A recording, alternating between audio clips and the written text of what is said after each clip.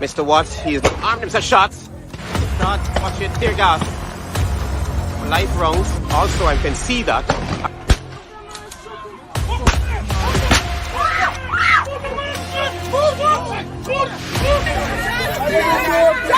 for Quendon! The man is a boxer, man. I like your put in the boxer, man, to do that.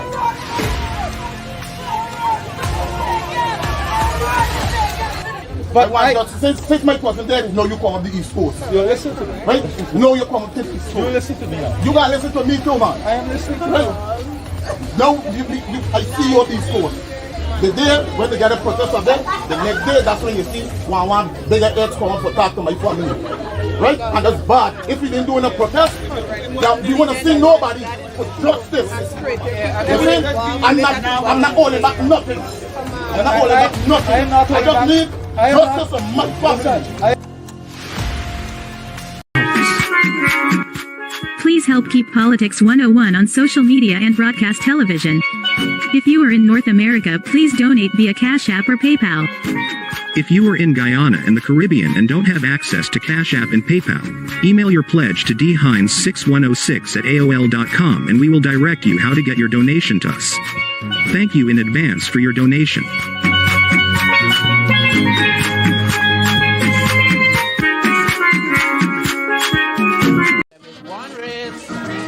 From the same place, that make the same trip, on the same ship. So we must push one common intention, it's for a better life in the region, for we women and we children. That must be the ambition of the Caribbean and the Caribbean and the Caribbean. If you hear that, black is beautiful. Black is beautiful. It's a texture. Lift your head like me. You got to wear it for with dignity. How it burn out. Black is beautiful. I said, sing it along. Black is beautiful. Say, I'm black and proud. It's my time that we get rid of that old slave mentality.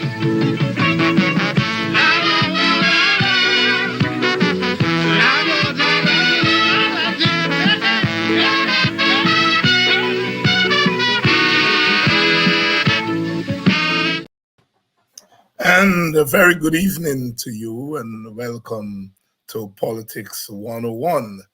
Politics 101 on a Thursday evening. Would like to welcome all those of you who have already joined us and to those of you joining us from Guyana. Wonderful good evening to you. Good evening. Good evening, Emily and Mavis and Franklin, Donna, Esther, those of you who I am seeing in front of me. Welcome to Politics 101. Good evening to those of you joining us from the wider Caribbean. Welcome to Politics 101. If you're joining us from further afield in New York, Canada, Europe, good night to you who are joining us from the United Kingdom. Welcome to Politics 101. Those of you who are joining us from away on the mother country, Africa, welcome to Politics 101. And not forgetting those of you who are joining us from Paramaribo, of course, yes, French Guyana, Paramaribo, Suriname, Venezuela, Brazil. Welcome to Politics 101. It's good to be on with you as always. As we come on air tonight, we note that the opposition, the APNU, I should say, the APNU was able to provide letters to the media today showing at least 13 people who said that they were placed as backers of the PPP list and that this was done without their consent. The PPP also said that there are people who are on the APNU list or support the APNU list who did so without their consent, but they were not able to provide letters. When confronted, Mr. Jack Dio said that the people who signed the letters saying that they did not give the PPP permission, that these people were bullied by the PNC.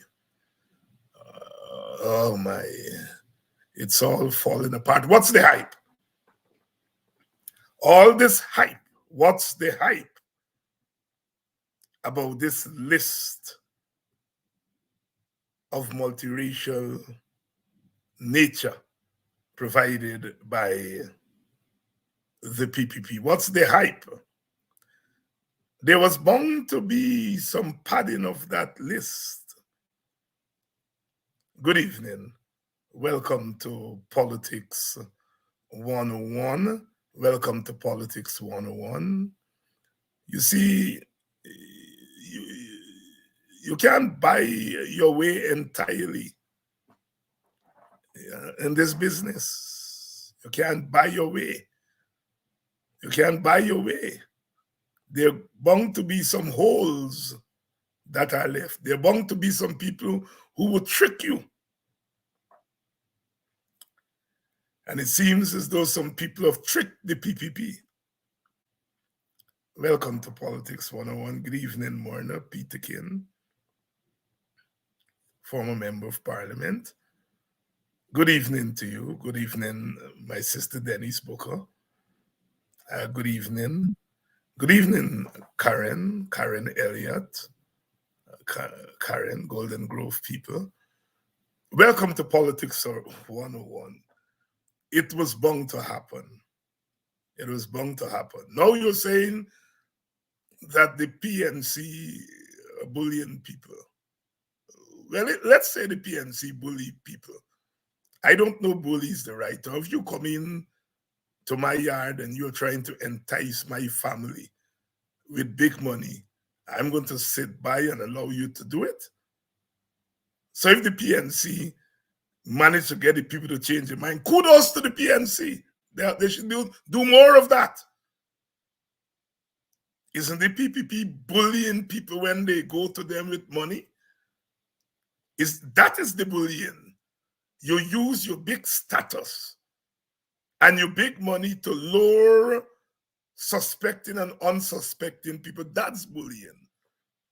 If the PNC went and get the people who already took the money to say, I changed my mind, kudos to the PNC. They ought to be doing more of that. Don't come in my yard and entice my people.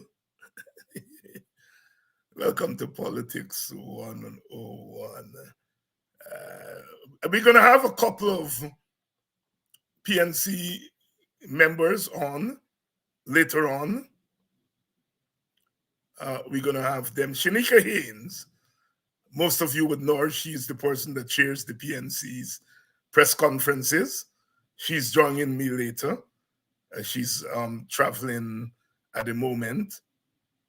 And young Kibwe Koblen, the chair of the GYSM, who's also a candidate in Georgetown, would join me later. I tried to get somebody from Linden, but I've not been successful. People, seem to be very busy. I hope they're busy campaigning. Welcome to Politics 101. What's the hype? What's the hype? I saw Mr. Jack Dio saying that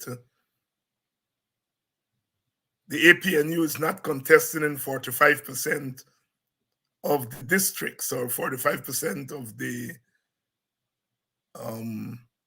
districts and municipalities. Well, they said they're only contesting in their strongholds. Why are you trying to make a capital out of that? Who are you trying to fool? The entire opposition has said that the elections are held on the rules that have not been agreed on by everyone. The entire opposition has said that the voters list is not clean. The PNC, of course, has opted to partially participate as a pragmatic move. Not that they have confidence in the system, but they've made a pragmatic decision.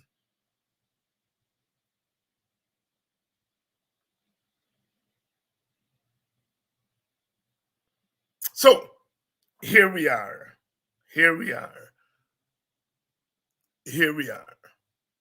We also come on air tonight where the media are in the spotlight. We saw the PPP going after a Kaitro News reporter. We saw the president himself holding a press conference at the synthetic track, I think there on the West Coast, Lenora, and going after media operatives from Kaitro News. We have seen them go after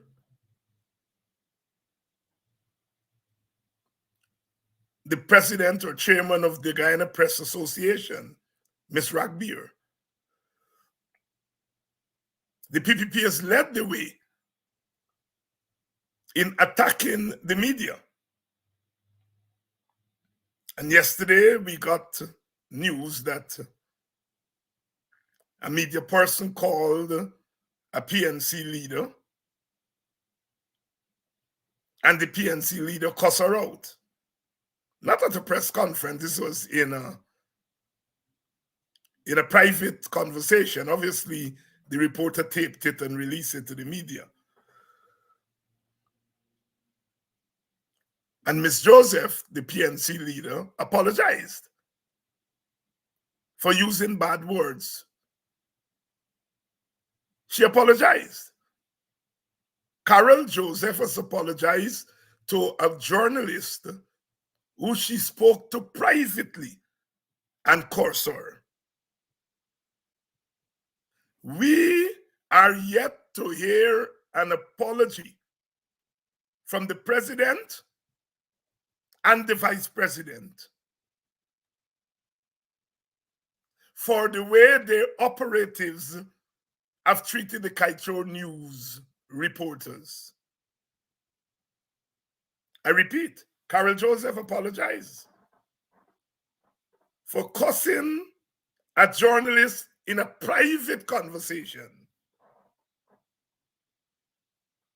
The PPP leaders have publicly abused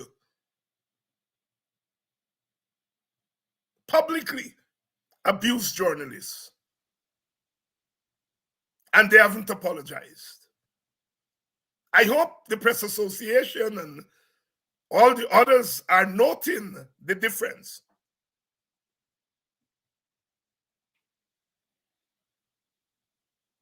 Now, on the case of the Chronicle journalist, whom Ms. Joseph cussed out, there is another issue that has to be put on the table here. I know the journalist. She's a fine journalist. But this business of, and both parties are guilty of it, this business of whenever a party is in power, it turns the state media into a party media. and then bullies the reporters of the state media to go out there and function as party journalists. They bully them. As I said, both parties are guilty of it, but the PPP is more guilty of it. At least at the Chronicle, for 3 years, they allowed Lincoln Lewis and myself to write columns critical of the government. After 3 years, they couldn't take it. They throw me out. But at least they allowed us to do it for 3 years. The PPP has not allowed one single column in the Chronicle in 3 years that is critical of the government. The Chronicle editorializes the news. That is, the news is presented as opinion. The other papers do it too. But the Chronicle does it more. And what the Chronicle is doing is forcing journalists to put behind their professionalism and to act as party reporters. I am not saying this to justify the lady cussing the journalist. She should not have done that. But I'm saying there are two issues. There's the cussing of the journalist, and there's the other issue of the Chronicle, the PPP through the Chronicle, forcing journalists to act unprofessionally. I am not saying the young lady, the journalist, acted unprofessionally. I'm saying what is normative of the state media. So they make the journalists look foolish. I know many, many reporters and journalists who work at the state media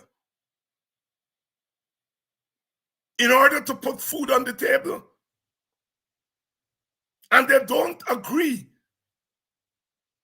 with the stances that the state media asks them to take up. So we have to bear that in mind too. You see, I have said, I thought it was a mistake during the 2020 dispute over the general elections, general and regional elections, for the media to have taken sides. The Kaieteur News took sides. The PPP side, they helped to bring the PPP to government. The Stabroek News took their side. Of course, Guyana Times is owned by the PPP. But there was bound to be a spin-off. The press and the media should not become overly entangled in partisan disputes. And what happened in 2010 was a partisan dispute. They said, they peddled this nonsense about saving democracy. You can save what's not there?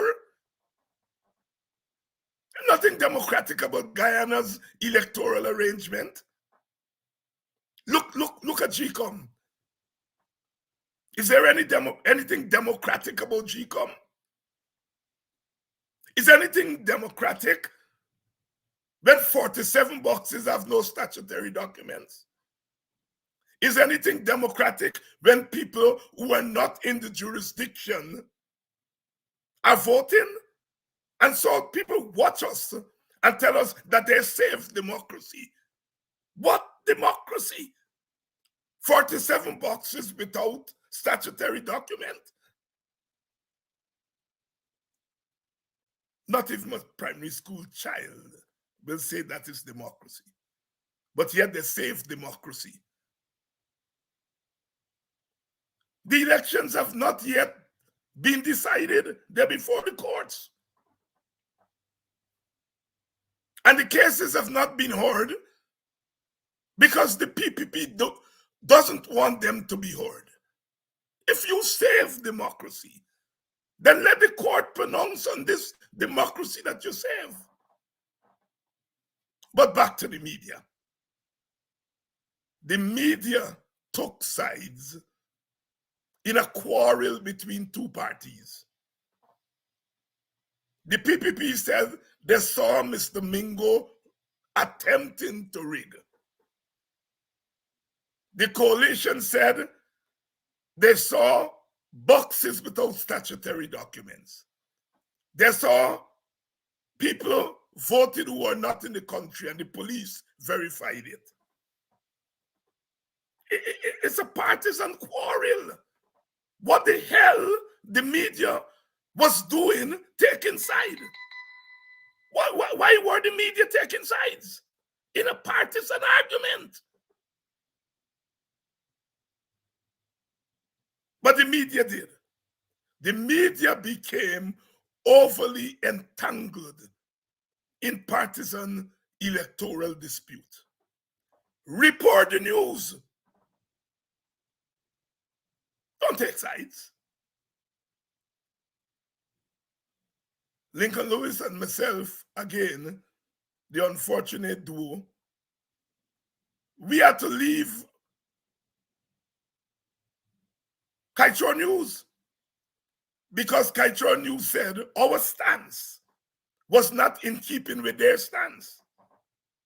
My stance at the election was that the election was disputed. I don't know which side win. Kaichor News said that was not their stance. Now, the very Kaichor News that helped to bring the PPP to government, that took their side in a dispute, look how the PPP treating them. When will we learn? I am not saying the way the PPP is treating them is right. They're wrong. The PPP is wrong. But I want to remind the people that you play with the puppy, you get bitten by the flea. Actions got reactions. You help to bring a government to power illegally. You participated in giving a disputed election to one side. Now that side you help to install, not I say so, the Americans say so. The Americans say the government is installed. Now that installed government that you helped to install, cutting your tail. I hope the media are learning lessons. Stay out of party disputes.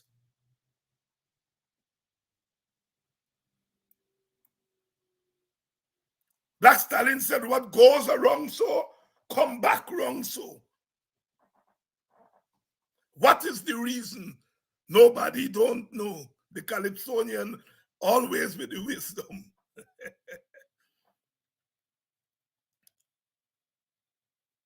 Once the media got itself overly entangled in a partisan dispute, you leave yourself exposed.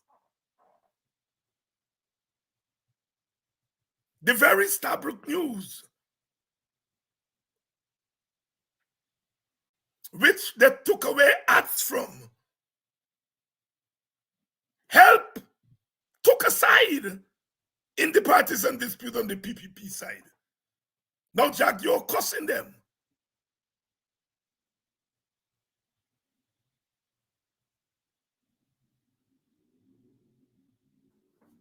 The Stabroek News got a beef with me. They don't carry my letter. They don't carry nothing that No, nothing that the WPA puts out discriminating against a party and its members. Is that press freedom? Is that press freedom? Is that media democracy? Because the WPA did not say that the coalition rigged the election in 2020.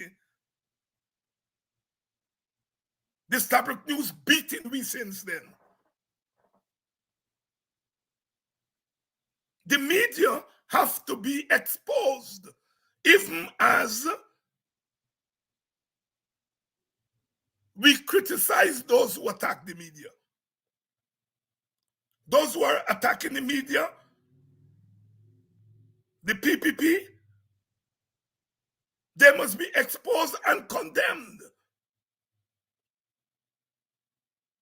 But the media must also be exposed for what they do. They're not angels.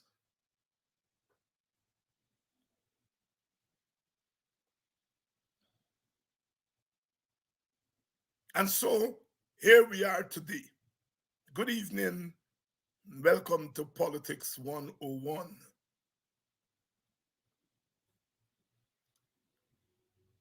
Mr. Kit Nascimento was at it last night. He was on the Freddie Kissoon Gildari show.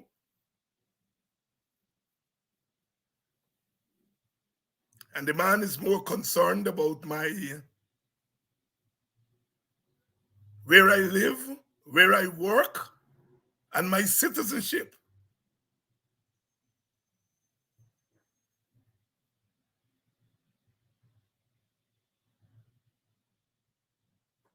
The man has declared me an American citizen.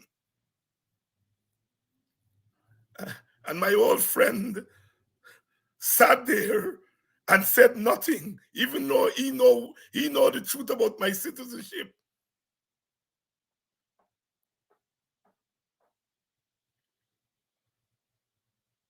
You know, the APNU didn't want me. Some people in the APNU didn't want me on the APNU list for the last elections, and they began spreading thing that I was an American citizen. And as I did, I showed up with my documents and put it in front of the person. I said, look, there, I engrave them.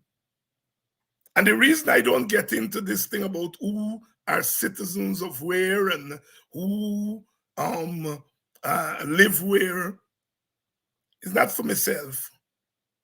It's for the over 750,000 Guyanese who live outside of Guyana, and some of them in Guyana consider that a crime. People have a right to decide where they want to live. People have a right to decide which country they want to be a citizen of. Kit Nascimento said, Rickford Burke and I are traitors because we ran away from Guyana. So 750,000 people are traitors because, quote unquote, they ran away from Guyana, according to these people who say they're patriots. People have a right to decide where they want to live.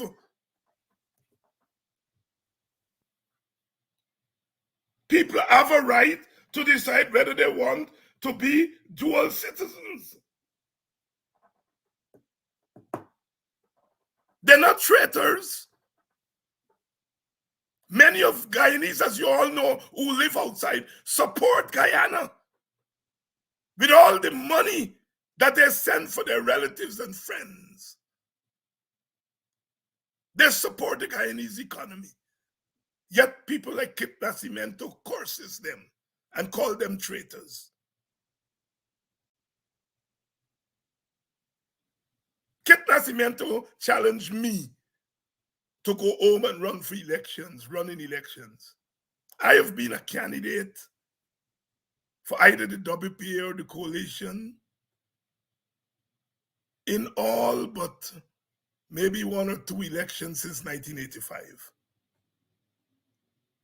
And I couldn't be a candidate in recent elections if I were an American citizen, because by then the court had sanctioned. As I told the PNC leader, I ain't craving for citizenship. I'm quite comfortable having one citizenship. But I am not saying that to say that those people who have dual citizenship, something is wrong with them. They're right if they want to. That's their business.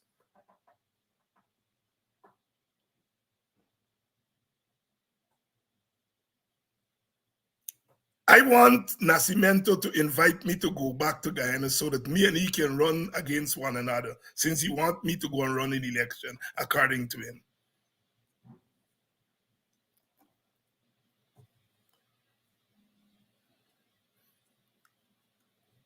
For the last 26 years, I hope, Mr. Nascimento, you're listening. You're very interested in my life, where me live. I maintain residence in Guyana and America.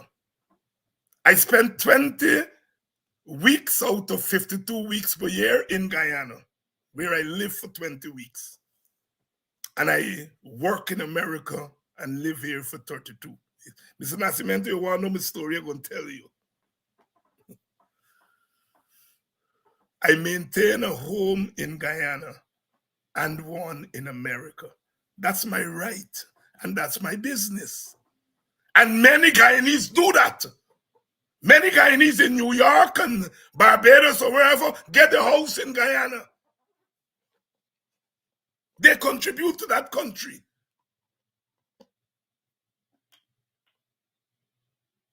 I'm a firm supporter of overseas voting.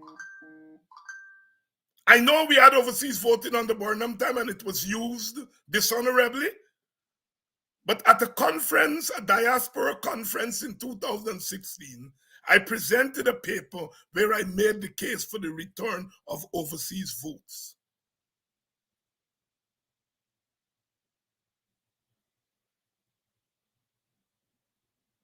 That Guyanese overseas, once they meet certain thresholds, certain standards, they contribute to the country economically, they have a home in the country and so on, they should be allowed to vote.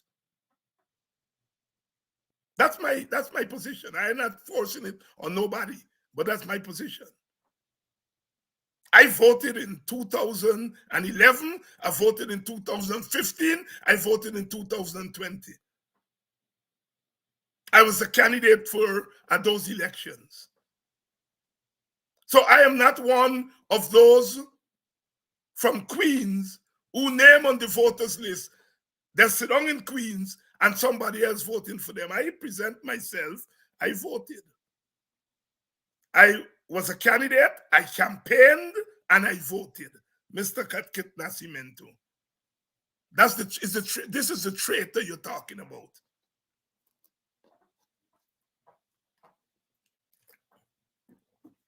Some of these people, you worry about them.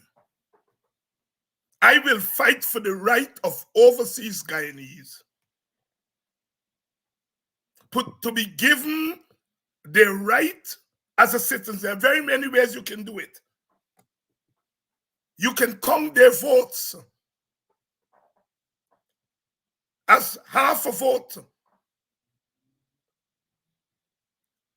If you feel that they're outside, they're not there all the time, and so on, give them the vote, but you can count it as half a vote.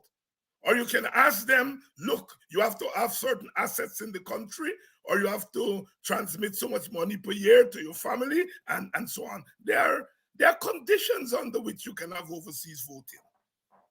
Rather than sit there and cussing Guyanese who go outside to make a better life for themselves.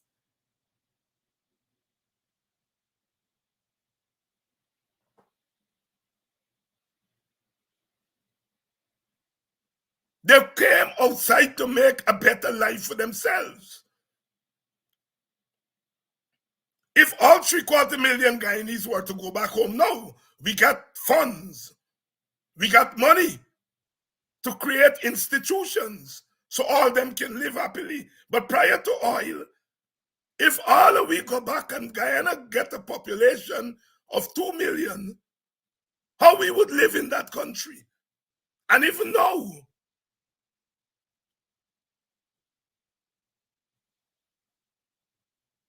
but yet people like Kit Nascimento say he cussing people. They're traitors to Guyana. They ran away. And Felix Gisun sit down near him. And he couldn't bring himself to say, man, Kit, no, the man is not a Guyanese. He's not an American citizen. The man just come home 4 or 5 months a year. I mean, I don't expect Kit to know that because Kit is not interested in people like me. People like me is nothing according, as far as Kit is saying. But here, Kit revealed something last night. And whenever I see him, I'm going to shake his hand. I will shake his hand. You know what Kit revealed? Kit said last night that none of the media quoted Ogunse correctly. I know that. Kit said, old man, but he's a old professional media person. So he didn't only listen to what Ogunse said, he transcribed it and he read from it. My God, the reporters couldn't do that. You go to all the papers, all the TV, they're quoting what Ogunse never said. Never. All of them. A friendly journalist, a young man, I drew it to her attention. I said, brother, you know, you're not quoting Ogunse correctly. Did you listen to the address? He said yes. So I said, man, go back. The next day I see he put the same thing.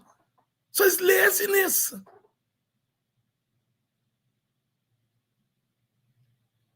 Ogunse in that speech said, one day we were at a gathering, and as I was leaving, a white diplomat pulled me aside and said, why are you black people complaining when the army and the police, they come from your group and they have guns in there? Ogunse is reporting a white diplomat. You know, the media report that those are Ogunse's speech. Not that Ogunse cited a white diplomat. They put it as Ogunse words. And Kit Nascimento pointed that out last night. God bless him. At least he's a professional communication man. You first of all must report factually. All of them took what the PPP said, Ogunse said, and report that. Sabruk News reported on the Ogunse matter from the police bulletin. The media in Guyana need a lot of brushing up.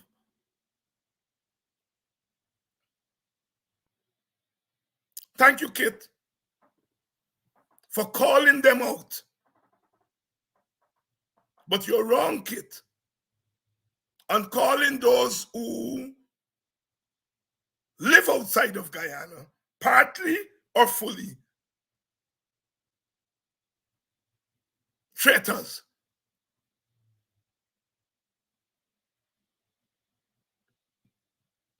They come back to Guyana tomorrow. You get work for them?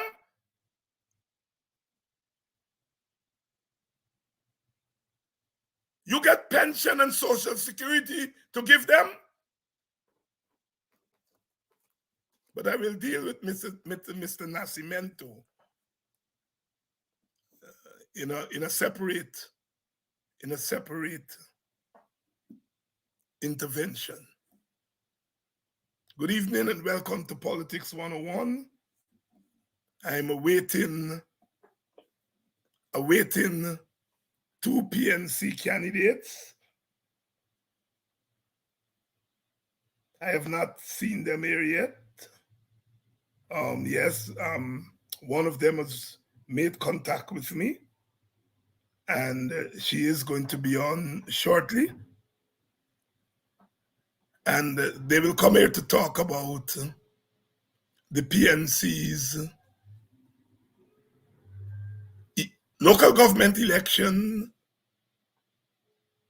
and their nomination day, and what's this hype that the PPP will win Georgetown and they will win Linden and they will win New Amsterdam and they will win this because they got a few people to put on some green jersey and flunks themselves on the streets like ornaments, because that's what the PPP made them out to be, ornaments. Ornaments. And they declare themselves winner. A psychological, red jersey, not green. Red, I don't know why I'm saying green. I'm a green man. Red jersey. They put on some red jersey and flunks in themselves. And when they're in the PPP marches, they're shoving mic in front of them. Patricia Chase Green, she was a GGG, you know, when Hamilton Green had formed his own party. And then she moved from GGG to PNC. And now she moved from PNC to PPP. I wonder what she's looking for.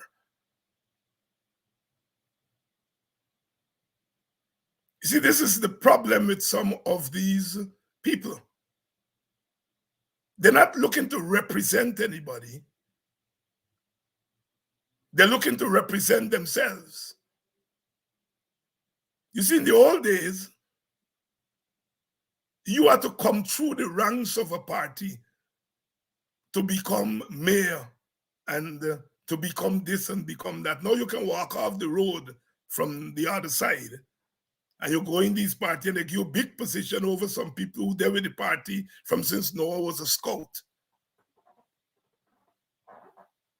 And that is why at a certain level I am not crying about people like Patricia Green and the other young lady who says she can't on the other side, the other town councillor, and the others. I'm not crying over them because it should be a teachable moment for the PNC.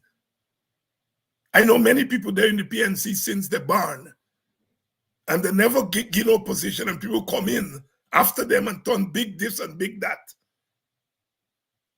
And I hope the PNC is learning. I hope they're learning. They got plenty people who there with the party forever. And maybe because they're not glamorous,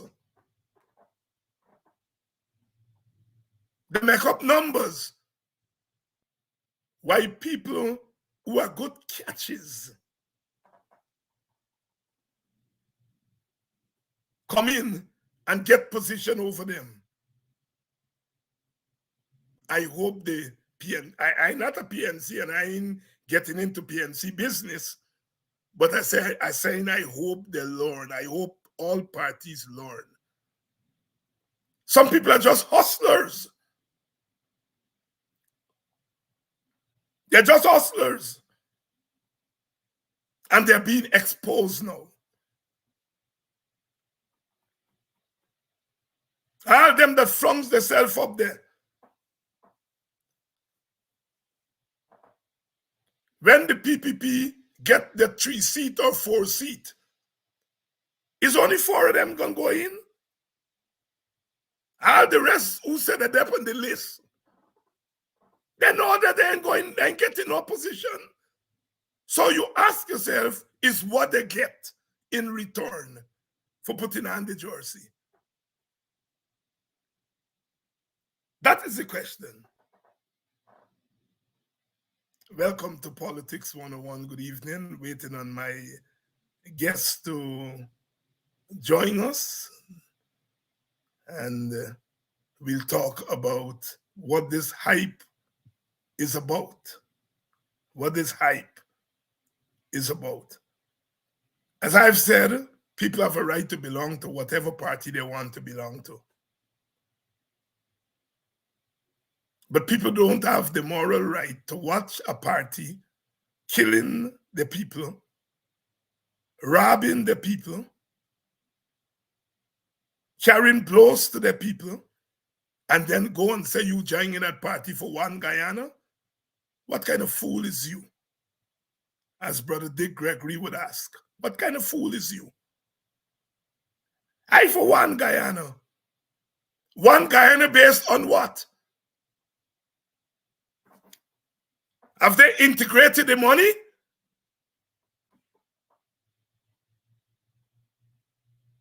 Have they integrated the wealth? So it's a one Guyana without wealth. Sparrow said you can't make love on hungry belly. If we're going to be one Guyana, it means we're making love. But you get all the wealth, and I ain't get wealth, and we's one. What kind of fool is you? What kind of fool is you?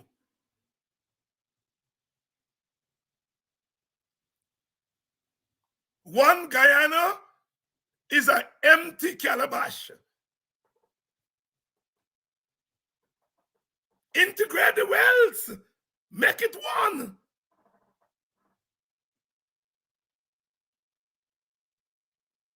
We want in Guyana strong opposition. No, we need a strong government, not a strong opposition. You all think that certain people are only good for being opposition. They ain't good for being government.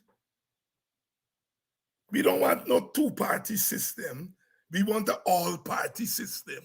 All parties should be able to exercise power.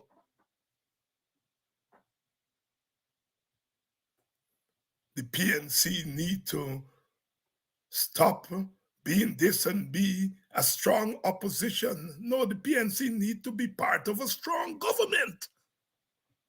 Opposition don't do S. Opposition ain't got no influence. Influence is in government. Why do you want PNC people to wake up every day and see their leaders in opposition?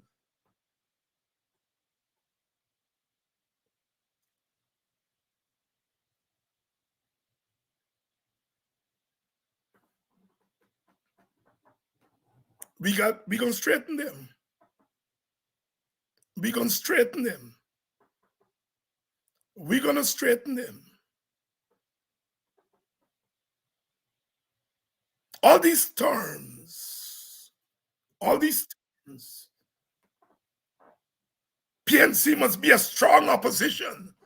No, the PNC must be part of a strong government because PNC people want to see their people in government. PNC people want to see Norton in opposition. They want to see Norton in government.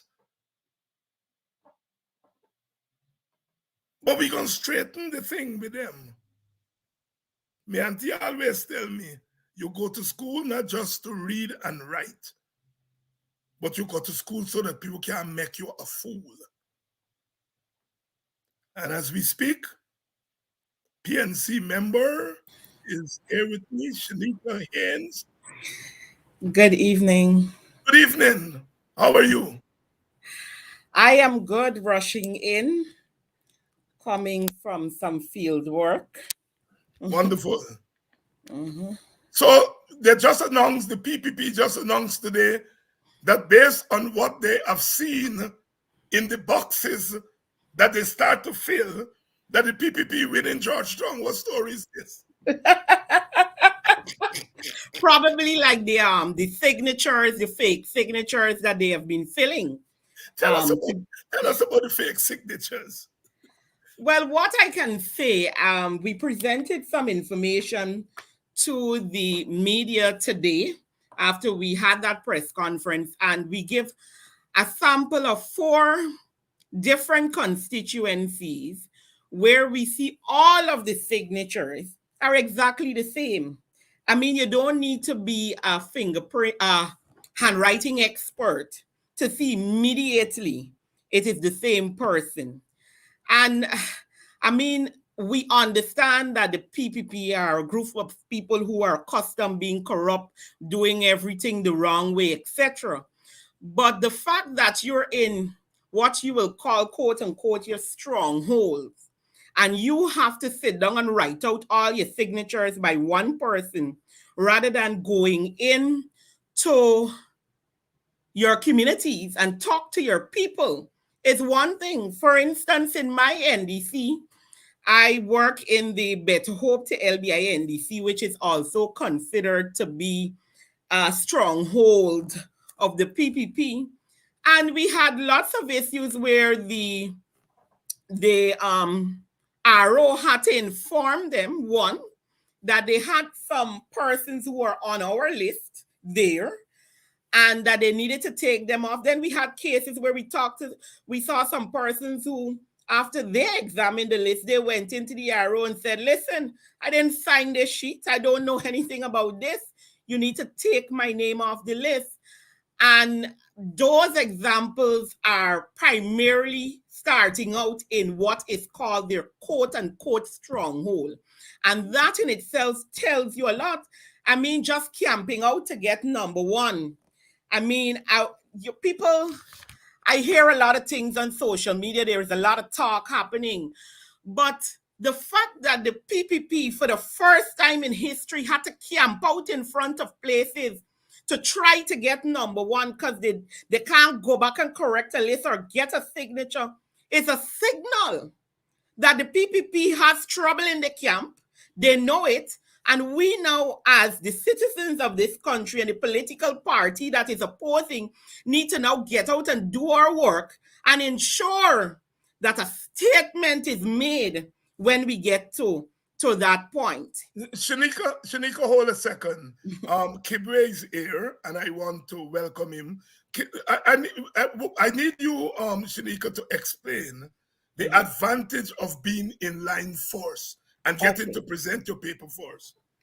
All right. So basically for us, what we tend to do, especially I would have had some contention in one of my communities there where we knew that the PPP went in tricking persons to vote. When we approached them, they didn't realize what they had signed, as a matter of fact, in some cases. And some were straight up. They told us they approached them and they didn't sign. So in ensuring that we will not have to go back and correct our list or look for more signatures, because we were working in the fields, we decided to ensure that we get that number one. So whatever is on our list sits there. Once the signatures and every other thing pens out, any changes or duplicates in names on the two lists, whether it be the PPP or ours, the person who comes in after number one will then have to go again and replace those names and fix their list. So that's one major advantage in ensuring that you are number one in the line. And to say I went into what they call the PPP backyard, where all the councillors live right next to the area that we had to hand in, and they got a shock when they got there Sunday afternoon. And I really feel they choose that location because for some reason they thought myself and others would have been scared to camp out there. and they got the shock of their life, and some people got a licking. Some of the councillors we heard got a licking to understand that we made the APNU camp out before them to get that number one. So the story is this. If I sign supporting the APNU list, and then the PPP come tomorrow and give me a $5,000 and a box of food, and says sign we list, I take the $5,000, the box of food, I sign their list. Correct. When you go in first, you clear. Correct. When the PPP go in with the $5,000 and Signature. You already got me there. So they have to go and change their signature. So some people trick them like that. Correct. In my NDC, we had a lot of that. If you go, the reporters are asking questions, and I mean, you can verify these things easily. The lists are posted on the wall, and you will see on the PPPC list that they had a lot of scratching out to do because they had to take those persons off of their list. You all hear the story. You all hear the story. You all hear the trickery. What went on? Kibwe Copeland, chairman of the GYSM. Welcome to Politics 101 again. Kibwe, are you hearing me? Yes, I'm hearing you. Sorry. Oh, okay, steady that phone. Let tell Aubrey and them let her give you a computer, the phone thing. Don't shake up too much. No, it's not that. But I was moving. I didn't even get home as yet. So I got not trying to miss the show. Oh, so you're doing it in your car? Yeah, no, not in my car. Out my car, but I ain't home as yet. We're comfortable with everything, with all the amenities. Yeah? So that is the issue I have. You stop short. Yeah, stop short. Right. All right, Kibwe. So you are a candidate in Georgetown. I saw you on election day in some of the pictures there and so forth. And how are you feeling about the chances of the PPP winning Georgetown by 98% to the APNU 2%? Now, the mistake you made, you said the chances. There's no chance. There's no chance that the PPP could get any 90 or even 10%, close to 5% of winning anything in Georgetown. Georgetown has always been the stronghold of the APNU PNC and will continue to be the stronghold. Jaggi himself said it since 1957. They haven't been able to win the city, and he was pleading with people to give them a chance, but that chance will not be given because people are smarter than that. People understand what they really want. They want to control each and every part of power in this country so they could continue to manipulate it, continue to mismanage resources, and to give to friends and cronies, of course, for only some to benefit. And I'm more than confident that the APNU, my candidacy, and all the other constituency candidates will come out strong, will gain the support in the communities. I represent constituency 14, that is South Rumvelt Park, Gardens, Rasville, Roxanne, and it is a clear indication. Even when you go on the ground, people say the whole gimmick, the whole $10,000 or bully the contract workers to come out and show a big crowd is not going to win any elections. Kibwe, you are running. Who's your opponent? Who you running against? Tell me, audience. Well, I'll tell you this. I know when it comes to some people be personal. To be honest, to give you details about the person, I can't give it as yet because it's not somebody who's on the ground. It's not somebody that's even known by the community that much. But you're going to get somebody, of course, and you try to, try the little trickery, but it's not going to work. I know I'm running against Bobby Vale as well, who was a member of the PNC at some point in time, who would have started his own independent party in constituency 14. But the opponents, it's good to have opposition, Yes. But we know the results, what the results will be at the end of the ED on 6 p.m.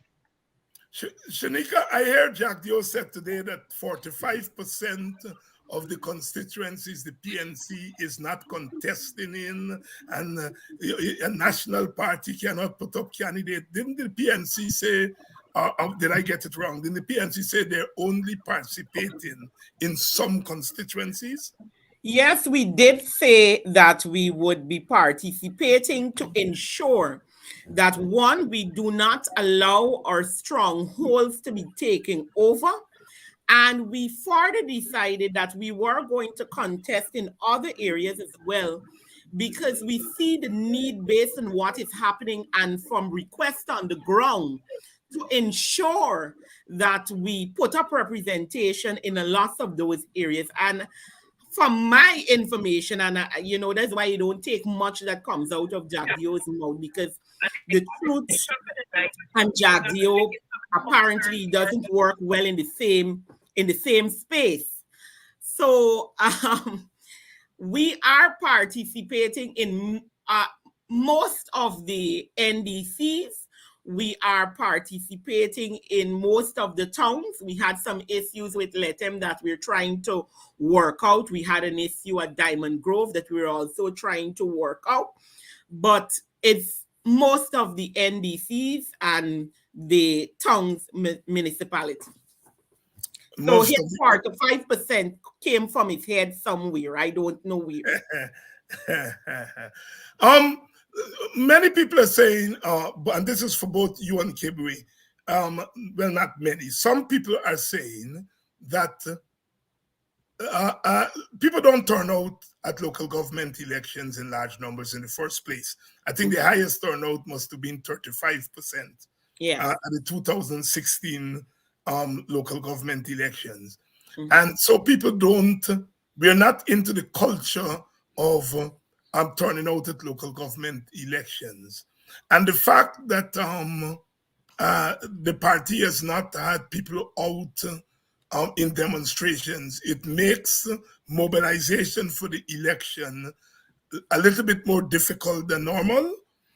First of all, do you agree with that? And second, what's your strategy? And I'm not asking you to give me party secrets, but what's your public strategy for getting as many people out to the polls as possible? So I'll tell you off the bat. The major strategy is ensuring that our people walk our communities door to door, not just the little public meetings at the corner and that kind of thing that we're generally accustomed to, and just the Facebook talking and posting. But the major thing that we have been doing is ensuring that we walk our communities and talk to our supporters and talk to people who aren't sure where they want to vote or if they want to vote, to get them to understand, one, the importance of voting, especially now with all the things that we see happening, and Jagdio giving all these chats. Today we were in the Myconi area at Perth and Strat Campbell and those areas. And one of the messages, at least we ensure that we carry, is that it's not just about, a regular local government election. But if Jagdio wants to talk about referendum, we have to tell our people and beat into them the importance of showing up at this election to ensure that the government knows that we are dissatisfied with you, and that not just that we will show up to the election and participate in voting, but we're asking our people as well to ensure that they help us to come out, get trained, so we man these polling stations and ensure that the way that the PPP likes to do skullduggery, that we put a stop into it in the polling places when we have well-trained staff who understand what is needed in the polling stations, and that we have our communities helping us to safeguard our ballots as well, just as if it was a general election. So we are walking our communities, our candidates, we are impressing in them. This is not a Facebook fight. This is on the ground fight. We have to go to everybody's homes. We have to talk to them, and we have to ensure that we let them know the importance of coming out and having your voice heard now.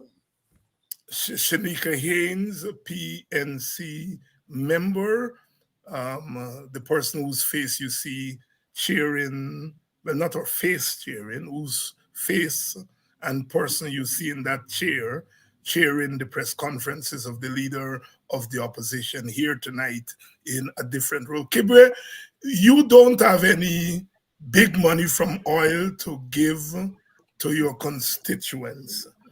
No doubt the PPP person got some of the dirty money dangling before constituents.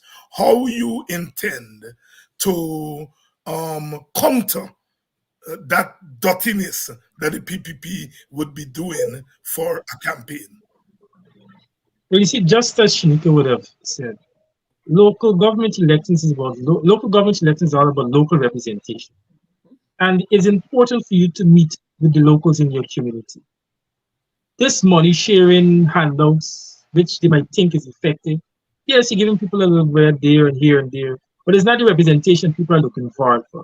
People, I think people are smart enough today to understand that $25,000, even $100,000 is not enough money to buy their vote or to buy the ID card or anything that they want to buy. Or my intention, and this is the intention of all of our councillors, is to go out and meet persons in the communities, to visit people, knock on every door. If we can touch on every door in our constituency, that's a plus. To communicate with people, not only to communicate our message or our interest or intent for the community, but also to hear from them. You know, you have to put yourself in a position whereby I might have my own personal experience about my constituency. I know some of the problems that I would have faced, but at this time I'm going to divorce all of that, meet with people and hear what they've been dealing with, what the issues that they see are important. It's important for you to have that one-on-one, communicate with people, and of course, while communicating with them, you have to share a vision. We want communities that are safe for children to grow up in. It must have the facilities for playgrounds, must have facilities to encourage entrepreneurship, must have facilities for senior people to live a comfortable life in their senior ages. We must have communities that are well-rounded, well-connected, of course, and it needs representation. We don't just want people who are going to buy a vote and we don't know what's going to happen after they get into to the Mayor City Council. We want persons who are going to go into Mayor City Council and continuously represent the cars, represent drainage, represent security, represent contracts, bring avenues to bring in employment into the communities. So our strategy is basically just as the party would have been doing since the minority would have taken over as the leader of the PNCR, boots on the ground, making sure that you're grounded, make sure that you're connected to the people. And the PPP, if you should try to weigh out their candidates or our candidates, we have the best candidates. We have candidates who are entrepreneurs, candidates who are intellectuals, who are academics. We have candidates who are connected to the people on the ground. So we have a mix of people who understand today's pressures, who understand today's problems, who are connected to the people, who knows the issues. So they don't have to come and buy a vote. I don't have to come and give any dirty money. The PPP can continue to share how much money they want. As we'd said, money don't buy votes. Money can't vote. And Georgetown, as we've been chanting at nomination day, Georgetown is not for sale. So they could share as much money as possible. It's not going to win the vote. Now, let me ask both of you some real questions, right? Now, we know that the voters list is in bad shape.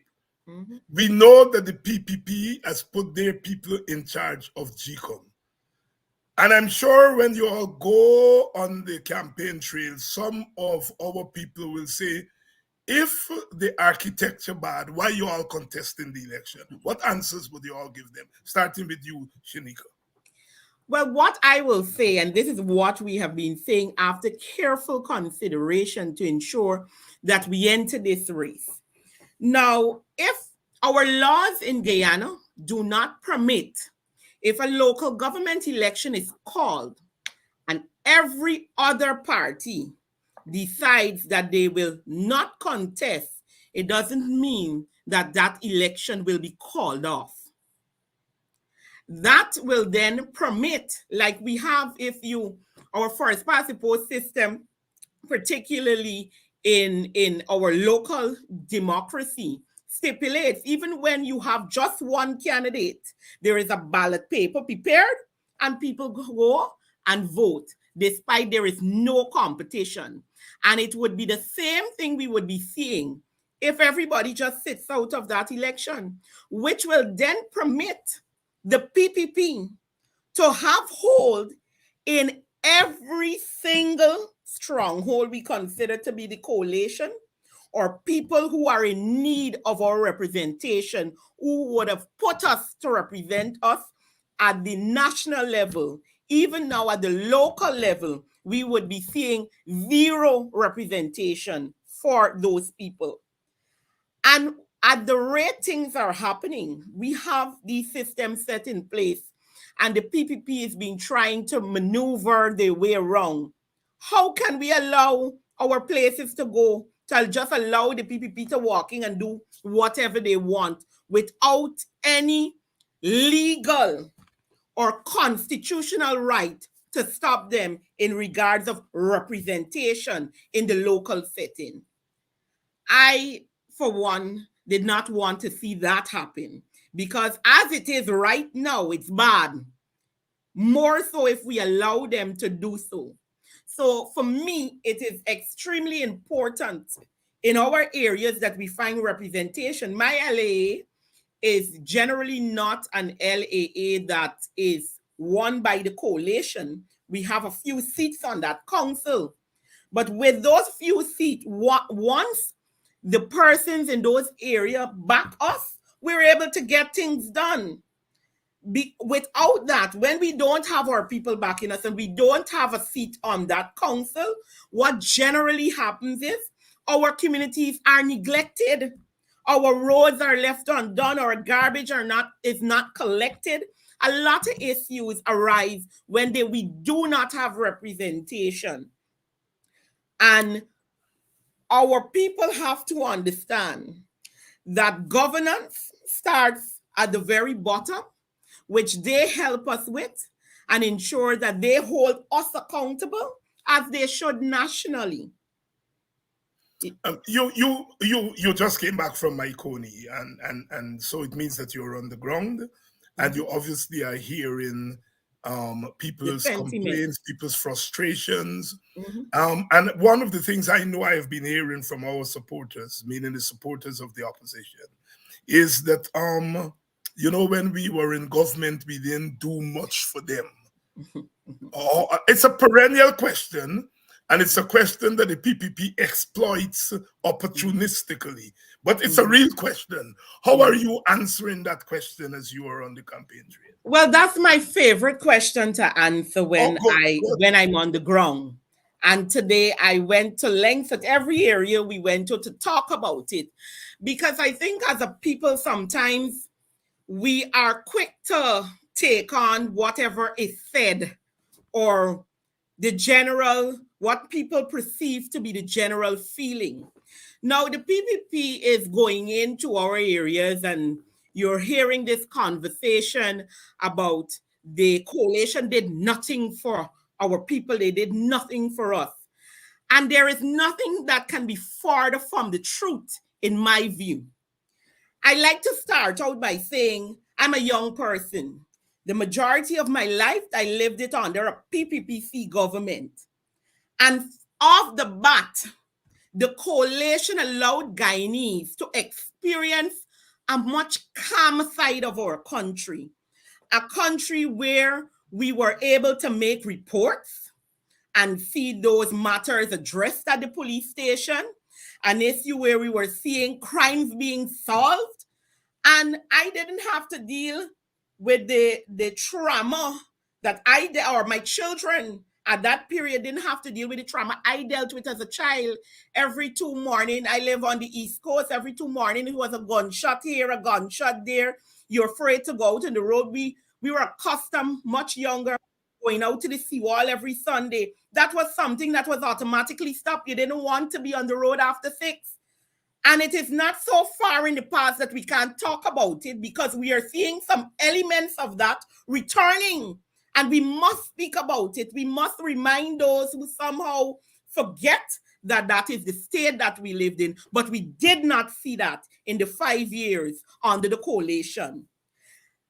Guyana Power and Light, everybody, every day we complaining about it. Blackout, blackout, blackout. For some reason, the coalition was somehow able to lessen the issue of blackouts. We rarely had blackouts under the coalition, and I don't think most people can argue that fact from what we're seeing here currently. You talk about water. There were a lot of places in this country that did not have water. And not just water, but the quality of water that we got in the 5 years compared to what we experienced prior to, the comparison is way beyond anything. And it is so amazing that just in 1 and 2 years, you understand, we are going back to brown water, smelly water. And, you know, part of that is another thing that we saw when the PPP came back in. GWI lost almost 300 members of staff because a man that was there before 2015 thought that they had too much staff, despite there were so many new wells added. You had more engineers to help. That's why we were getting cleaner water and all these things. And he decided, look, when I was here, we didn't have 84 engineers. What we need that for? He pushed it down to 20-something. He fired all those engineers. And we didn't experience that. We experienced proper water under GWI. Never in the history of Guyana, let's talk about the ordinary people and the public servants. Never in the history of Guyana did we see a 77% increase in less than 5 years. For the 23 years that the PPP was in power prior to 2015, we did not even experience a 50% increase as public servants. Now, how could you now walk into our communities and we're talking about the basic things that a government is responsible for? Infrastructure, protection of its citizens, ensuring water, ensuring life. These basic things. You are coming to our citizens to say we didn't provide that for them. I will agree with Parsons. We probably did not see a lot of or they felt that they did not see a lot of the top brass coalition persons enough during the period. But to say that the coalition did absolutely nothing is definitely the farthest thing from the truth. Definitely the farthest thing. We can clean a city. We could go on and on. There are so many things that the coalition did for this country. So us as citizens have to sit down and think as well when they bring this to us. You tell me what you experienced better in the 5 years compared to what you experienced in the 23 before, and where we are sharply heading in just 3 years of the PPP back in power. Kibre, anything to add to what Shanika said there? Yes, for sure. When we look at youth, under our leader, Aubrey Norton, when he was the presidential vice president empowerment, we saw leadership trainings. We had over 500 and something young people who were trained in leadership. We had leadership trainings across the country. We had night schools that were established in Sophia, in Festival City, Suesdijk, and other areas, which since the PPP got back into power 2020, they closed. Right? We had training programs for heavy-duty operations for young people. There was so much that we've been done for young people across this country. Bartram College, which they closed down soon. You know, the PPP is not interested in education. They're not interested in an educated nation. You know, I believe that they want people to be more literate so they can bring anything past them. But even with common sense, with simple common sense, you can see the trickery of the PPP. Under the APNUFC government, we had, as Shanika was talking about just now, a cleaner city. We're more pride and more patriotic in this country. Under the APNUFC government, we were not shooting down young African men in the streets. We were not bullying people to come out of their workplaces to put on jerseys to protest. We were pushing this country towards a more democratic state, whereby people had the freedom to even align to different political parties, the freedom to speak. I believe the press was even more independent under the APNUFC. Now the press are totally controlled. Most of them can't say anything. And even when you say something to them, they try to twist your words. So we have seen under the PPP a government that it tries in every effort to control people, to manipulate people, and to misuse the resources of this country. On the APNUFC, we didn't see race, we didn't see social status, we didn't see communities as different from anyone. Everyone had a chance. And yes, we were only there for 5 years. There's only so much that can have been done in that particular time. When we took over after the PPP in 2015, there was a big hole that we had to full first before we could even start to do anything. And even though they had that big hole, even though we didn't have oil money as the PPP has now that they share it out like Santa Claus every day, we were able to do so much within that short amount of time. So to see we have done nothing. When you tell young people that, do you feel that you have been able to change minds? Now there are people who don't have to tell that narrative because they with the program, but there are those skeptics.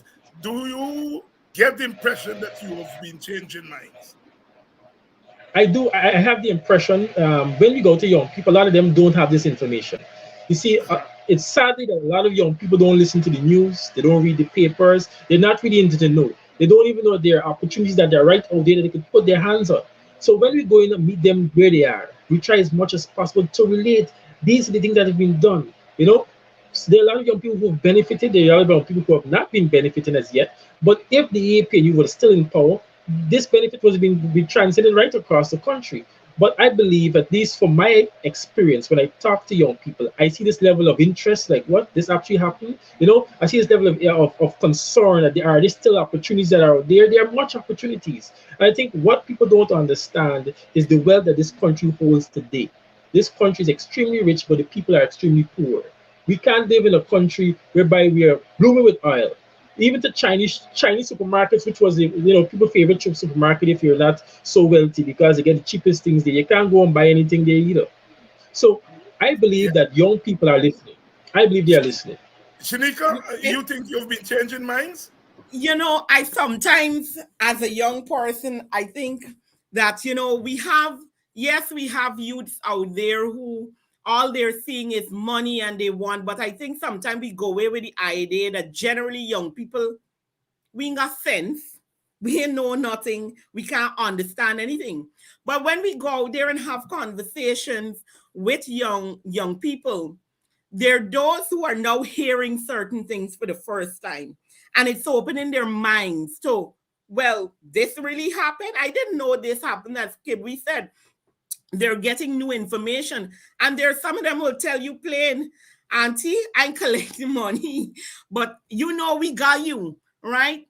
So we know there are different types of young people that you have to deal with, but continuing to go into their communities and educate them and helping them out. One of the things that I want to remind the public, we took it light that there was the Bertram College, which actually took, when young persons would have written CXC, you had persons who would have joined the night schools that we would have opened up across the country, who for some reason would have dropped out of secondary school and needed a second chance. It was the coalition that opened those night schools to help them.